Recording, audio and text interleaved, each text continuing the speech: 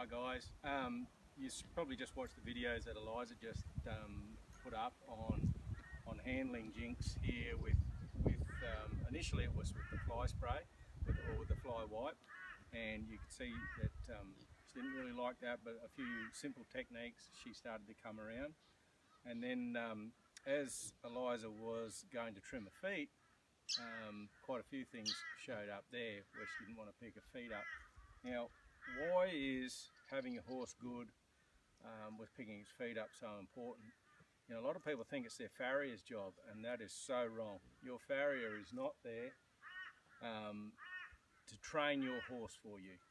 These jobs should be done before your farrier gets there. They're just too busy, guys. If they, you know, some of these guys I know, they actually say, if you want me to start charging training costs, the price is going to go up very high. They're not there to catch your horses. You know, when they show up, your horses should be caught, tied up, ready to go, and you should be able to pick up all 4 feet comfortably. So if you're trying to pick your horse's feet up, or your farrier's trying to pick up your horse's feet, and their feet are welded to the ground, there's problems going to show up somewhere else. They're going to show up in the riding later. Your horse should pick all 4 feet up with no resistance. So if they're not wanting to give you their feet, there's resistance, there's a yeah but in there. And once those yeah buts start turning up, you know, I know people that ride horses that you can't touch them in the flanks. Well, I'd be dealing with that before I was riding the horse. So what are some of the things, Danny, that show up if you can't pick up their feet? Well, it can lead to anything really. They definitely have resistance in their mind. They have trust issues. They don't like you handling their feet. So initially they don't want to give you their feet because they think that then basically they can't move, they're trapped. So you need to work on that with that sort of more of like a pressure and a release thing, so that they learn that you're always going to give them their feet back. And when they relax, when they relax with you and you let them have their feet back, that's a lesson learned for them. Yeah. But you don't want your farrier to be fighting to pick their feet up. You don't want to be fighting to pick the feet up. You should run your hand down their leg. They should already be leaning their weight that way. By the time your hand gets inside and touches this chestnut, yeah, good girl. Good girl. So there, that lesson that Eliza put on this mare, you know, it's a real, it's a solid foundation that we're building.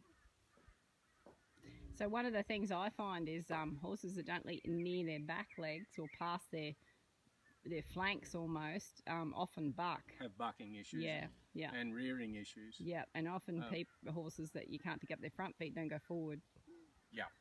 Yeah. So I was going to say there, if they've got problems with their back feet and their kicking, normally they'd like to buck, or they'll show up as rearing, because what they want to do is they want to be able to put their feet down and get their weight and their power on their back end, so that then they can explode.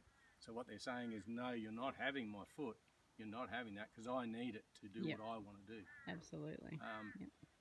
So a lot of these things, you know, they seem like simple little things. You know, if you're gonna, we trim all our own horses, and I shoe some of mine.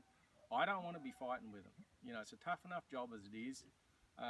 You want them to understand it's a simple job. They just need to pick their feet up.